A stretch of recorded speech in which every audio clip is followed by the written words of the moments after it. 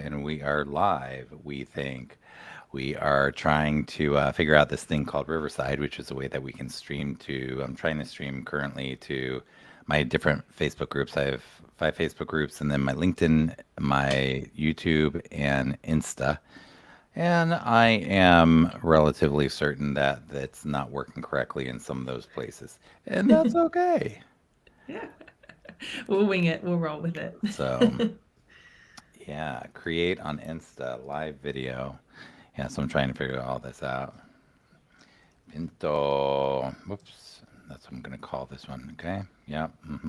So, Stephanie, while I am playing with things in the back of this to figure things out, why don't you say hello to people and tell people who you are? I think most people here probably know who you are since they got excited and joined us. But yeah, tell us who you are. Yeah, okay.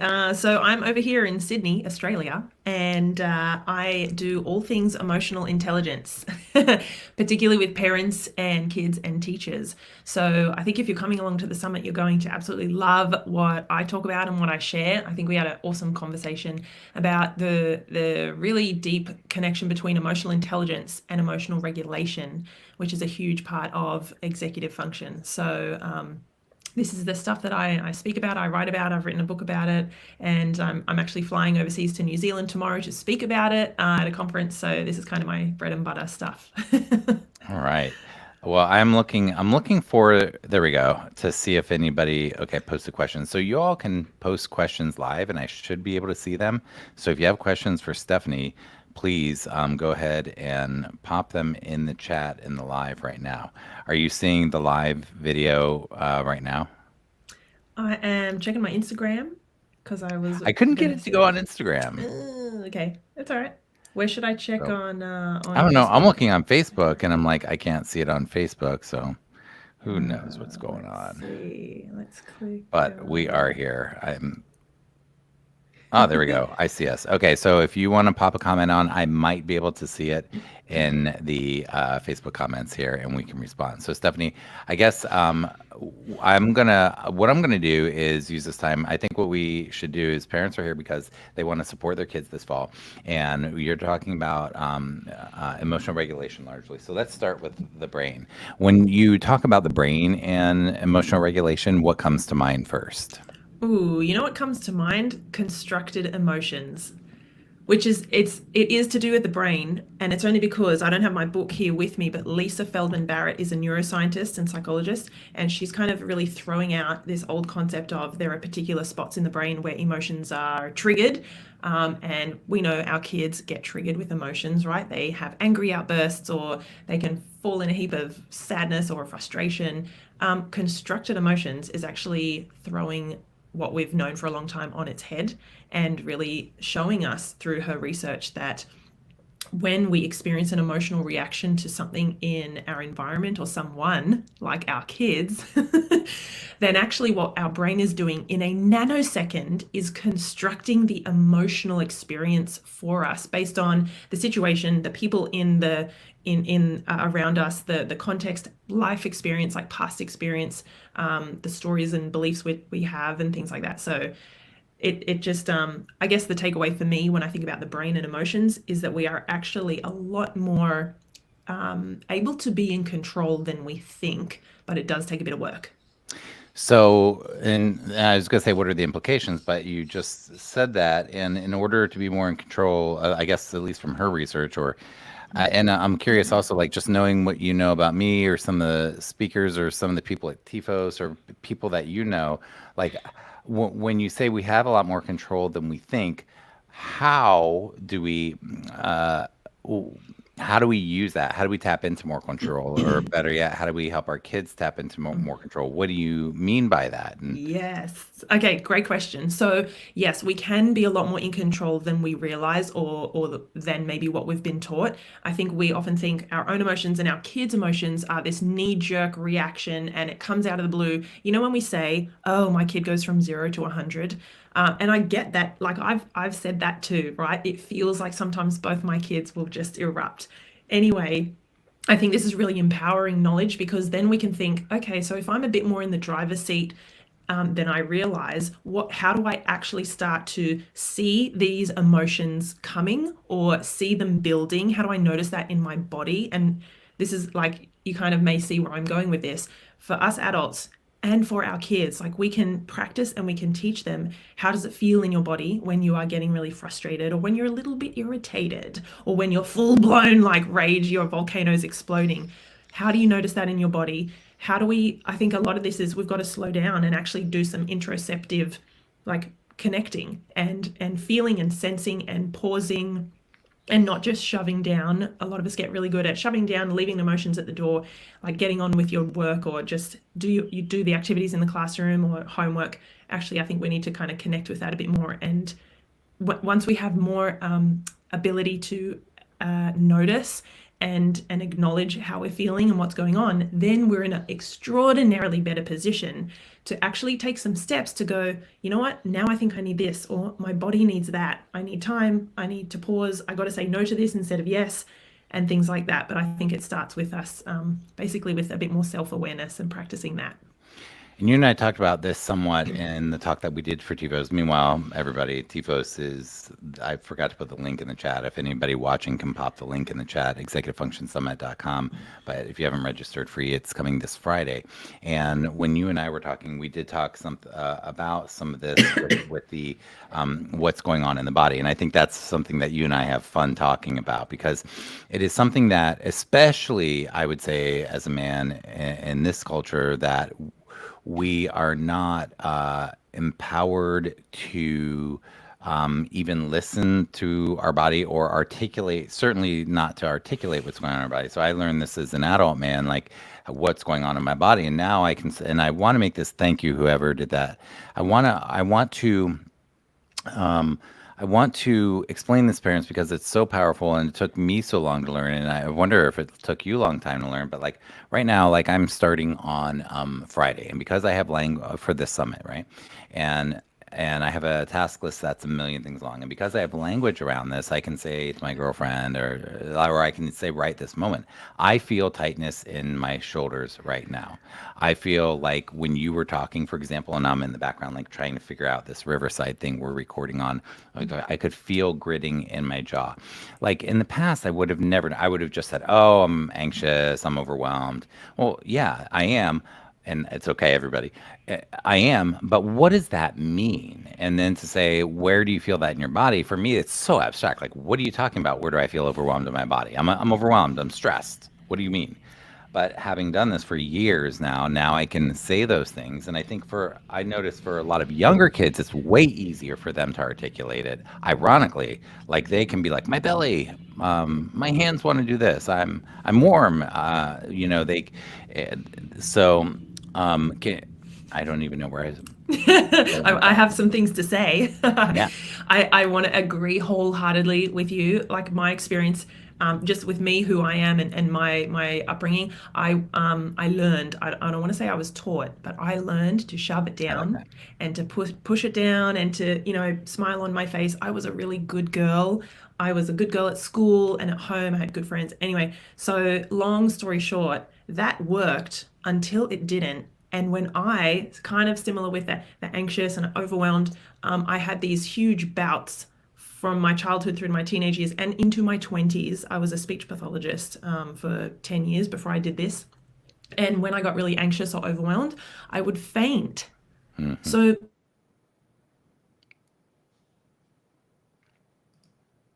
I'm not sure if Stephanie is frozen for you all. But I had held everything in. I'm like, it doesn't go away, but there we are. So, and to your point, I think maybe a lot of us heard, I wonder if anyone listening, did you guys ever hear things like, you're okay, it's fine, it's a scratch, he didn't mean it, it was an accident. Stop thinking about it. Oh, stop thinking about it. You're being dramatic. Don't let it bother you. You're being dramatic. You're being ridiculous. Hurry up. It doesn't matter. We'll find it later. Like we kind of had those, I'm not saying from well-intended people, we got messages to not feel what we're feeling, to not articulate what we're feeling. And now many of us adults are trying to help kids. We're like having to unlearn that stuff. Learn how to, because it's real easy to tell a kid, what are you feeling? But we really, in order for us to have that sort of dialogue, we need to be practicing it. Mm-hmm. Absolutely. If we're not practicing it, like we're not going to be able to model it to our kids, which is a massive way in which we can support their learning, right? Modeling, hey, guys, I think I'm feeling a bit stressed. I can feel in my chest, oh, there's this tightness. I'm going to go for a walk. I'm going to make a cup of coffee, come and we'll do homework later. Like those kind of things. We've got to be able to, number one, this is why I come back to self-awareness in emotional intelligence is so huge. Start there, and then you're actually going to find yourself some strategies. You're going to find things that you notice. You're going to be able to impart this to your kids because it slowly becomes your way of being or your culture in your family, which I think is really cool. Now, I can pinpoint when I first started learning about this stuff. Do you remember when you first, who kind of got you to connect the dots, to start being able to say, "Oh, this is what I notice," and starting to get language around that? Yeah, it was probably a couple of years into my emotional intelligence journey, which started at the A start of my couple of years into it, 30s. isn't that crazy? Yeah. Yeah, yeah. So I probably started around my 30s, knowing when I was 30, now I'm 37. And so I learned about emotional intelligence, made the shift away from therapy, speech therapy. And then a couple of years after that, because I learned emotional intelligence very much in the kind of, I want to say head up, you know what I'm trying to say, conscious level stuff. And then I met someone who was doing a lot more kind of body work and spiritual work and things like that. And I was like, what is this? This is so foreign to me. And she would say in meditations and in times when we were connecting with how we're feeling and what's just happened to make us feel this certain way, she'd be like, where is that in your body? And I was like, what do you mean? I'm like, I'm just pissed off. Hmm. So Yep. And you can ask that very question to yourself and to kids. It really is, but it is something that it's really takes time for us to be able to know where that is. Okay, so that was for you. You're already into your journey, and what Stephanie said speech therapy, but she didn't mean speech therapy in America. If you're in America, speech therapy is like a speech therapist. So she means talk. They would say talk therapy here, but essentially where you're speaking with a therapist. And then she said that she started working with somebody who was more body centered or a somatic therapist or something, just to take the liberty to reword what you were saying, Stephanie. Um, but same for me. So I was seeing a therapist, and I was in a coma, and then I was having panic attacks after the coma for months, and anxiety attacks, and I didn't know what it was, and I didn't want to go on medication. Not that medication isn't right for some people, but at the time I was like, I want to see if I can do something with my body around this. I got a therapist who couldn't prescribe medication, and she started doing EMDR and Vipassana Buddhist meditation with me and asking me questions like that, like where do you notice it? And it seemed so like I'd walk out of the session and be like, okay, I feel nothing, like I was supposed to have some big magical feeling. But what I started noticing wasn't that I felt something after therapy. This is very key. I don't talk about this with a lot of people because this is super like deep with this, but it wasn't that I felt something after therapy. Um, it was that it was the absence of the anxiety as often and as intensely. whoa, Does that make sense? that's huge. Yeah, it And does. if you don't notice it, like I don't have a headache right now. How many of us are watching right now and say I don't have a headache because we're not like thinking about, you realize how nice it is to not have a headache right after a headache is over and then you go on with your life. But like I started to have to connect the dots that wow, something has happened in my nervous system where I'm not having this response anymore or as often or as intensely. Now I really don't have it ever. I get anxiety twice a year for a minute or something Yeah. like I can Wow. tell you I'm anxious now, but it's not that debilitating. And I want to mention this too for those of you that are watching that I don't know if you experienced this, Stephanie, but when I started doing this stuff and then I started meditating, you don't have to meditate, but it was a game changer for me. It was terrifying for me to sit with anxiety. It was so uncomfortable, and I just to sit with it, like I just want to you know, watch a movie or go for a hike or something like not just sit with it, but sitting with it is so key to allowing the nervous system to process. Were you terrified of feeling your feelings? Yeah. Yes, I do remember a therapist when I was in my 20s and I was going to her saying, I'm fainting, what's happening? I'm fit, I'm healthy, I play sports. And her sort of approach was really just, how bad would it be if you just sat with it and if you allowed it to be, and if you did end up fainting in a job interview or with a client or something, and you just got up off the floor when you came to and said, sorry, I'm a fainter. And I was like, I'd be bloody mortified. I don't want to do that. Like, take it away. It was just, I get it when people, it's really, really, really uncomfortable to sit with feelings sometimes. And I'm sorry, I'm multitasking everybody. I don't mean to be rude at all, but I'm trying to figure out if this is going in the group properly. I don't know if it's live or not. But so, We'll because find if out you after, have yeah. questions, feel free to ask them. I know it's going live in the Seth Perler Helping Struggling Students Shine thing, but I want people, if they have questions to ask Stephanie, ask away. She is Yeah, here for you. go for it. Okay, Beth reacted to my video live. Okay, so Beth is there. Beth, if you want to pop something in the chat, I'm curious if the chat is working, but I'm not Yeah, seeing let's it in the see. group per se. Either way, I don't want to waste everybody's time watching us here talk about that, but okay. Oh, Karen, awesome. Karen has found us somehow. Karen, Somehow where are you that came watching? through. All right. Okay, Stephanie. So if Karen, if you have a question, oh, on YouTube, cool. Not you. Awesome, Alexa's cool. talking to me. On YouTube. Okay, so it's working on YouTube. Awesome. Well, Karen, this is your time. If you want to ask Stephanie anything, this Yeah. is the time. We got back to school coming, and if Stephanie has ideas for you, pop it in there. Otherwise, I'm going to ask a question. So then, Stephanie, something different from what we talked about during the talk. I do want to, if a parent wants to do something, let's say this weekend, to help their kid, okay, in Australia watching, awesome. What's something they can do, like to, I guess, either by themselves proactively so they can help their kid, or what's one thing that we didn't talk about in your talk? Go Yeah. ahead, Karen, ask away. Okay, so let's go towards, this is something you can do with your kids, whether they're young or whether they're, tweens, teenagers, is if you have a moment where maybe you sit down to dinner together or maybe you're in the car together, put aside any, ooh, this feels weird, or I don't usually talk about this. Ask them, find 3 questions that you haven't asked them that's just kind of about life or about their life. Like, what is one thing that you wish we did more, or you wish that I did more as your mum? Or what's one thing that you wish I didn't do? What's one thing that bugs you? The point of these questions, they're not directly emotionally intelligent kind of poking questions, but what it's doing is getting away from the usual day-to-day, have you got your soccer boots? What time do you need to be up for the game? Have you started your homework? Blah, blah, blah. And it's getting into actually a little bit more of the connecting kind of connecting questions that builds that connection or that bond with your child, so that you're starting to build this culture of, we talk about other things, we talk about things that are abstract, or about our relationship, or about what they want, what they love, what they hate.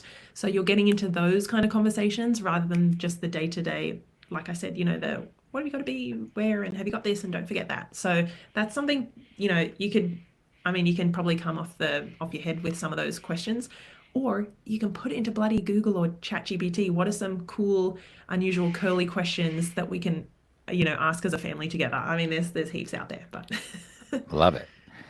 And then Karen, and we have 7 more minutes or so, but Karen has a great question. Are you ready for this? Do you see the question? No.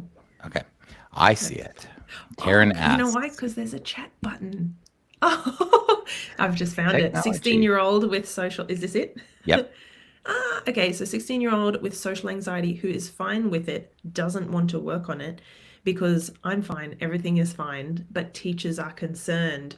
Ooh, great question, Karen. So 16 years old. So these are the teen years, which are, I don't want to say tricky, but we have to build connection with our kids in another way. I wouldn't even, I want to say, like, work on, part of my work actually, aside from emotional intelligence, is as a pediatric anxiety therapist. So I do work with kids and teens. I actually wouldn't even start there with, some well-meaning family members might say, sign them up for a team sport, or, I'm like, maybe let's just first, at the very base level, let's connect with our kid about what they love, even if it's computer games, even if it's something that you think, oh my God, I'm going to poke my eyes out. Like, what can you join in them with when they're doing it?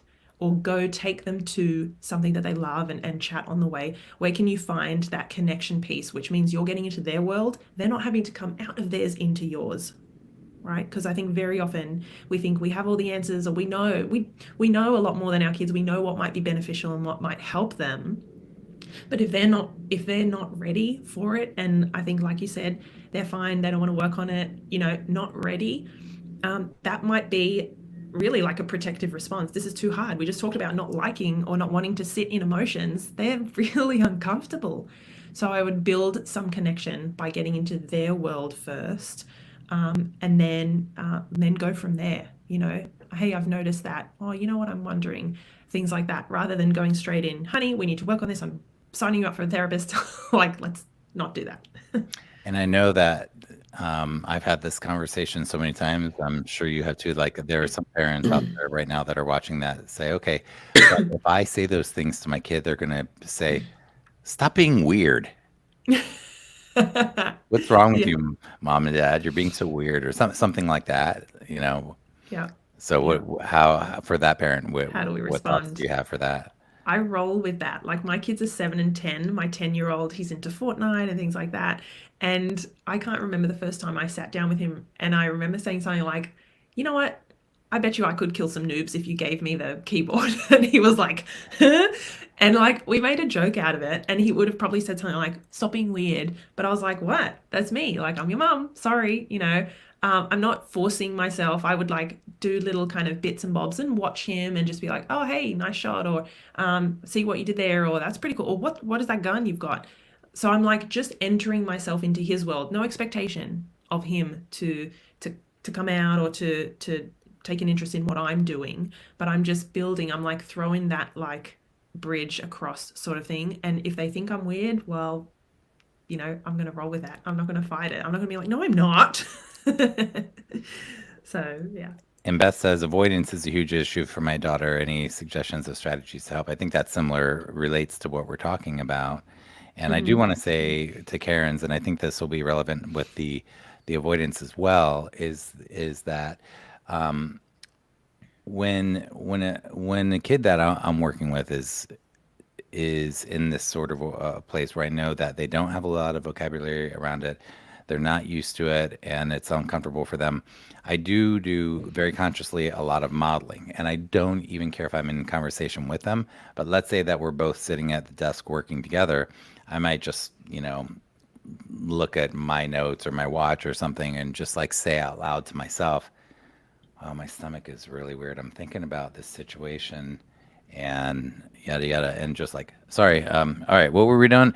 Like where I'm just modeling, Mm-hmm. and so for parents also to model, as you're starting to build this, just anytime you can weave it in. Mm-hmm. Yeah, I like that. I've got a couple of thoughts on avoidance that I could share really quickly. Avoidance equals the discomfort or the fear. Like, that's why we avoid things. And That's right. that's one of two of the big proponents of anxiety is the avoidance, right? The second thing is kind of their differences in their thought patterns. So they usually think that a bad thing happens when it's not going to happen. So they sort of have I want to say a more threat-based kind of perception of things. So they'll see neutral events as threatening or dangerous. Something bad's going to happen. Everyone's going to laugh at me. I'm going to fail. That kind of thing. So there's thought patterns around it, but then there's the avoidance. And so I guess one of the go-to strategies that we use as anxiety therapists in CBT, which is cognitive behavioral therapy, one of them is the cognition. So changing the thoughts around the task or the problem or the situation or whatever it is that is they're avoiding. The B part, the behavior, is where the avoidance comes in. I don't want to do it. I'm just not going to go. You know what? I'm sick that day. I'm not going to class, or I can't do the activity. So, how we help with that avoidance and that behavior is what's called graded exposure, which is very, like, really small in incremental, little, small first steps. How can we just do a little part of the activity or go?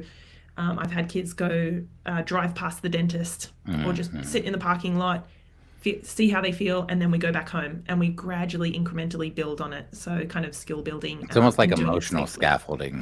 Yeah. So there's a few things you can do. Depends on what they're avoiding, Beth, but what she's avoiding.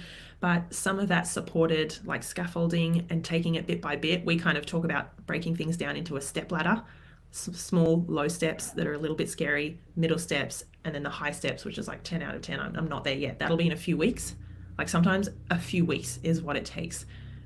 So yeah, we can do sort of some of that around it. And I think last thing I want to say is massive, like validate and empathize with the fear or the worry or even if you don't agree with it, even if you know your kid is amazing at dance or they're going to be brilliant at soccer or they don't fail it, they've never failed a test before, still validate and empathize with what they're feeling. You can say it, you can do that without necessarily agreeing, with what they're worried about, if that makes sense. It makes sense to me. Yeah, we were just talking on a call with Sam about that exact same thing. That the validation doesn't mean that you agree. It Mm-hmm. is I see you, I hear you. Okay, Mm-hmm. I'm gonna fail this test. Wow, that sounds really hard. Why do you think that? I'm horrible at this. I'm never gonna be good at dance or soccer. Blah blah. Wow. Okay. Rather than the rescuing that we so often default to. And Annika says like fear equals fantasized experience appearing real. That reminds me of the in the CBT, the cognitive part you mentioned. Wow. Yeah. I actually want to say, Seth, Karen said, I model extroversion, if anything, and that makes it worse. Yeah. So sometimes we can see, imagine if we as a parent, or imagine if, you're in a partnership, right? And you're really upset or stressed about something at work and your partner comes in and says, babe, it's not a big deal. Like, leave it. It's work. Like, it's a small part of your life. Who cares? They're so relaxed and like, not stressed about it. And you're over here going, but like, I think my job's on the line. That would feel really invalidating. So it's this big mismatch. If we can kind of meet them in the middle and go, hey, I think I can see how you're feeling. Like, Hmm. even if I would experience it differently, let me just let you know I see you and I hear you, and how you're feeling is important. I want to help you work through this. So I get that that's, yeah, a balance. All right. If there is, I wasn't, oh, this one says I wasn't worried until the teachers became worried. That's actually good to know that they're worried. But um, yeah, you can communicate with them about what y'all are trying to do about it.